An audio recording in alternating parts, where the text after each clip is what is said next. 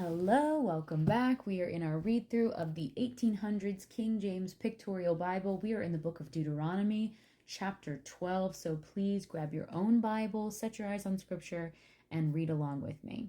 Deuteronomy chapter 12.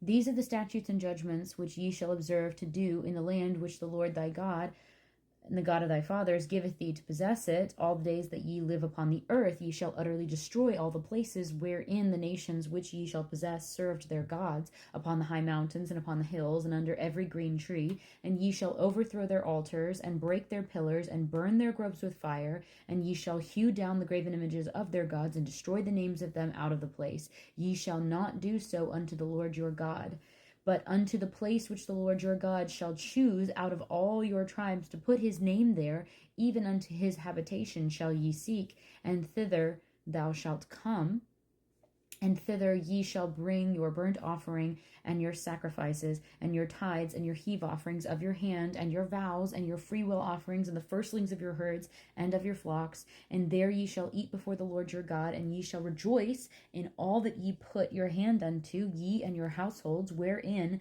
the Lord thy God hath blessed thee. Ye shall not do after all the things which we do here this day, every man whatsoever is right in his own eyes, for ye are not as ye yet to come to the rest and to the inheritance which the Lord your God giveth you. But when ye go over Jordan and dwell in the land which the Lord your God giveth you to inherit, and when he giveth you rest from all your enemies round about, so that ye dwell in safety, then there shall be a place which the Lord your God shall choose to cause his name to dwell there. Thither shall ye bring all that I command you, your burnt offerings and your sacrifices and your tithes and your heave offering of your hand, and all your choice vows which ye vow unto the Lord, and ye shall rejoice before the Lord your God, ye and your sons and your daughters, and your men servants and your maid servants, and the Levite that is within your gates, for as much as he hath no part nor inheritance with you. Take heed to thyself that thou offer not thy burnt offerings in every place that thou seest, but in the place which the Lord shall choose in one of thy tribes. There thou shalt offer thy burnt offerings, and there thou shalt do all that I command thee. Notwithstanding, thou mayest kill and eat flesh in all thy gates, whatsoever thy soul lusteth after, according to the blessing of the Lord thy God, which he hath given thee. The unclean and the clean may eat thereof, as of the roebuck and as of the hart. Only ye shall not eat the blood, ye shall pour it unto the earth as water. Thou mayest not eat within thy gates the tithe of thy corn, or of thy wine, or of thy oil, or the firstlings of thy herds, or of thy flock, nor any of thy vows which thou vowest, nor thy freewill offerings, or heave offering of thine hand, but thou must eat them before the Lord thy God, in the place which the Lord thy God shall choose, thou and thy son, and thy daughter, and thy maidservant, and thy manservant, and the Levite that is within thy gates, and thou shalt rejoice before the Lord thy God in all that thou puttest thine hands unto. Take heed to thyself that thou forsake not the Levite as long as thou livest upon the earth, when the Lord thy God shall enlarge thy border as he hath promised thee, and thou shalt say, I will eat flesh, because thy soul longeth to eat flesh. Thou mayest eat flesh, whatsoever thy soul lusteth after. If the place which the Lord thy God hath chosen to put his name there be too far from thee, then thou shalt kill of thy herd and of thy flock which the Lord that hath given thee, as I have commanded thee, and thou shalt eat in thy gates whatsoever thy soul lusteth after. Even as the roebuck and the hart is eaten, so that thou shalt eat them. The unclean and the clean shall eat of them alike. Only be sure that thou eat not the blood, for the blood is the life, and thou mayest not eat the life with the flesh. Thou shalt not eat it. Thou shalt pour it upon the earth as water. Thou shalt not eat it, that it may go well with thee, and with thy children after thee, and when thou shalt do that which is right in the sight of the Lord. Only the holy things which thou hast, and thy vows thou shalt take, and go unto the place which the Lord shall choose, and thou shalt offer thy burnt offerings, and flesh, and the blood, upon the altar of the Lord thy God, and the blood of thy sacrifices shall be poured out upon the altar of the Lord thy God, and thou shalt eat the flesh. Observe and hear all these words which I command thee, that it may go well with thee, and with thy children after thee forever, that thou doest that which is good and right in the sight of the Lord thy God. When the Lord thy God shall cut off the nations from before thee, whither thou goest to possess them, and thou succeedest them, and dwellest in their land. Take heed to thyself that thou not be snared by following them. After that they be destroyed from before thee, and that thou inquire not after their gods, saying, how did these nations serve their gods? Even so I do likewise. Thou shalt not do so unto the Lord thy God, for every abomination to the Lord which he hated have they done unto their gods, for even their sons and their daughters they have burnt in the fire to their gods.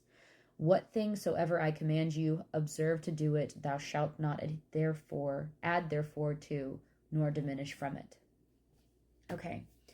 Again, lots of admonitions here from Moses. He is insisting that they keep the Lord's commandments. He is expressing that once they enter the promised land, they are going to have eventually a designated place where there will be a temple where God will want to receive his offerings, rather than the tent of meeting that they currently have. And he lays out parameters for that. And he lays out parameters for how they're to interact with that.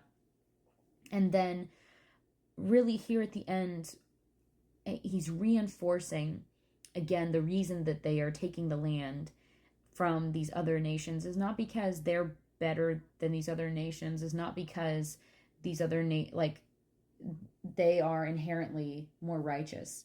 It's because these other nations are so foul before the Lord. It says, they have done unto their gods. They've even put their sons and daughters and burnt them in the fire unto their gods.